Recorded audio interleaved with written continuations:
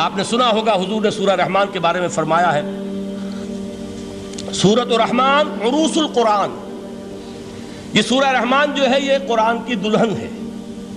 جیسے دلہن کو آپ خوشنما لباس پہناتے ہیں، آراستہ پیراستہ اس کو گہنے اور اس کو زیور پہناتے ہیں، تو جس طریقے سے سجاتے ہیں آپ دلہن کو، اللہ تعالیٰ نے ایک سورت قرآن مجید میں یہ ایسی رکھی ہے سورہ رحمان کہ اسے خوب سجایا ہے.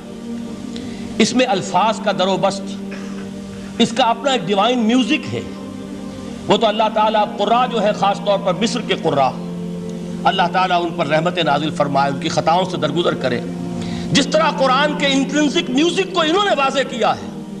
واقعہ یہ ہے کہ اگر یہ لوگ نہ ہوتے، شیخ عبد الباسط محمد عبد الصمد، شیخ محمود خلیل الحصری، یہ لوگ کہ جنہوں نے قرآن کے اس غنا میوزک، یہ لفظ جو ہے آپ حیران نہ ہو کہ میں یہ کوئی شاید توہین کر رہا ہوں قرآن کی، حضور نے یہ لفظ استعمال کیا ہے. تغنو، اس قرآن کو اچھی سے اچھی خوشلہانی کے ساتھ پڑھو. من لم یتغن بالقرآن فلیس منا، جو قرآن کو بہتر سے بہتر انداز میں، اچھی سے اچھی آواز میں، خوشلہانی کے ساتھ پڑھنے کی کوشش نہیں کرتا، وہ ہم میں سے نہیں ہے. بلکہ ایک مرتبہ حضور رات کے وقت آپ گشت پر تھے اپنے ساتھیوں کے حالات معلوم کرنے کے لیے. حضرت ابو موسیٰ اشعری رضی اللہ تعالیٰ عنہ ایک صحابی ہیں، ان کے گھر کے پاس سے گزر ہوا، وہ رات کو تہجد پڑھ رہے تھے، کھڑے ہوئے کیف کے عالم میں قرآن تلاوت کر رہے ہیں. حضور کو بہت پسند آئی ان کی قرات، کافی دیر تک وہاں کھڑے سنتے رہے. اب انہیں کیا پتا کون سن رہا ہے.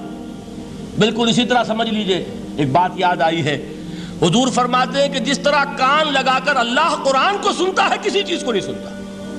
ہمیں نظر نہیں آتا نا، ہمیں معلوم نہیں. ہم قرآن پڑھ رہے ہیں تو سننے والا کون ہے؟ سب سے زیادہ کان لگا کر خود اللہ. یہاں اس لیے مجھے یاد آیا کہ ابو موسیٰ اشعری کو کیا پتا تھا کہ کون سن رہا ہے. وہ اپنی کیفیت میں نماز میں تہجد میں قرآن کی تلاوت کر رہے تھے، اور ظاہر بات ہے ان کے گھر ایکڑوں میں بنے ہوئے نہیں تھے، ایک ایک کمرہ، ایک ایک کوئی حجرہ، ایسے ہی تو گھر تھے نا صحابہ کے. لہذا حضور پاس سے گزرے، آواز آئی، کافی دیر سنتے رہے. اس کے بعد آپ تشریف لے گئے، صبح فجر میں ملاقات ہوئی تو حضور نے تحسین کے انداز میں فرمایا، یا ابا موسیٰ انک قد اوتیت مزمارا من مزامیر آل داؤد. اے ابو موسیٰ، تمہیں تو آل داؤد کے سازوں میں سے ایک ساز اللہ نے عطا فرما دیا ہے. جس طرح حضرت داؤد، لہن داؤدی مشہور ہے کہ جب وہ پچھلے پہر رات کو حمد کے ترانے الاپتے تھے، قرآن میں ہے کہ پرندے شامل ہو جاتے تھے ساتھ، اور پہاڑ وجد میں آتے تھے، پہاڑ بھی ان کے ساتھ شریک ہوتے تھے.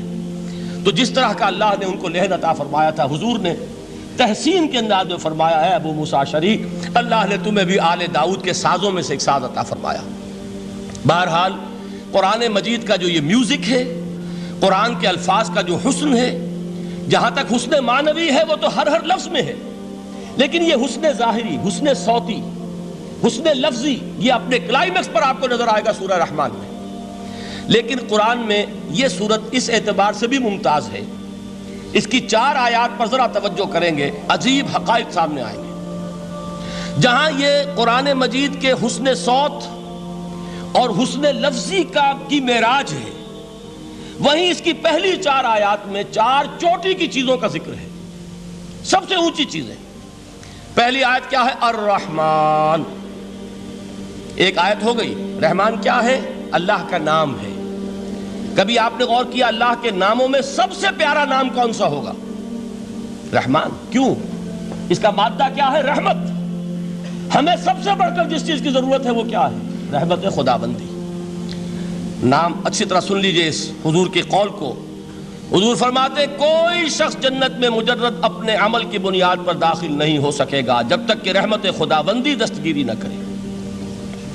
کسی صحابی نے بڑی ہمت اور جرأت کا ثبوت دیا کہ پوچھ لیا، کیا حضور آپ بھی؟ جب آپ نے فرمایا کوئی شخص داخل نہیں ہو سکتا جنت میں محض اپنے عمل کی بنیاد پر جب تک کہ رحمت خداوندی جو ہے وہ دستگیری نہ فرمائے. پوچھا گیا کیا آپ بھی؟ آپ نے فرمایا ہاں میں بھی. آپ انداز کیجئے کہ اگر محمد الرسول اللہ بھی رحمت خداوندی کے ضرورت مند ہوں تو تاب دیگراں چے رسد، ہماری تو سب سے بڑی ضرورت رحمت خداوندی ہے. اب یہ رحمت جو ہے قرآن مجید میں اللہ تعالیٰ کی یہ شان 2 الفاظ کے ذریعے سے آتی ہے، رحیم اور رحمان. اور کوئی مادہ نہیں ہے جس سے 2 نام بنتے ہوں اللہ کے. لیکن یہ مادہ ہے واحد رحمت کا کہ جس سے رحمان بھی ہے رحیم بھی ہے۔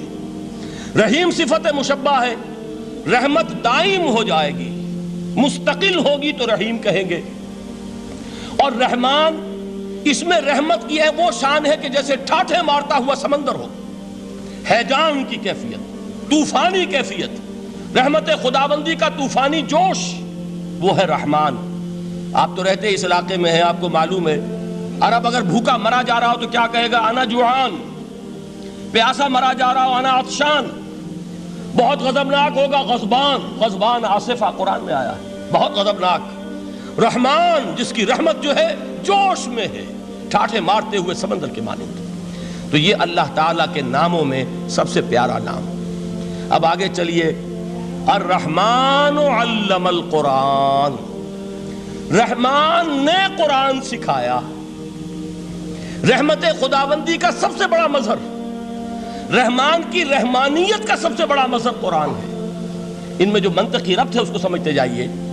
اچھا آپ یہ سوچئے، جو علم بھی انسان کو حاصل ہوا وہ کس نے دیا؟ اللہ نے۔ سائنس کا علم کس نے دیا؟ اللہ نے۔ علم آدم الاسماء کلہا، وہ علم الاسماء جو حضرت آدم کو دے دیا گیا تھا ازل میں، یہ اسی کا ظہور ہے، یہ اسی کی ایکسفولیشن ہے جو ہو رہی ہے اور ہوتی رہے گی ابھی۔ اور دوسرے علم ہے وہ کس نے دیے؟ اللہ نے دیے۔ لا یحیطون بشیء من علمہ الا بما شاء، مخلوق میں سے کوئی اللہ کے علم میں سے کسی شے کا احاطہ نہیں کر سکتا مگر وہ جتنا اللہ دینا چاہے۔ لیکن یہ کہ تمام علوم میں چوٹی کا علم قرآن، نوٹ کرتے جائیے، اب چوٹی کی چیزیں جمع کیجئے۔ اللہ کے ناموں میں چوٹی کا نام رحمان، اللہ نے جو کچھ انسان کو سکھایا اس میں چوٹی کا علم قرآن۔ خلق الانسان، انسان کو پیدا فرمایا۔ سوال یہ کہ حیوانات کو کس نے پیدا فرمایا؟ آسمان کس نے پیدا کیے؟ زمین کس نے پیدا کی؟ فرشتے کس نے پیدا کیے؟ کیا مطلب خلق الانسان؟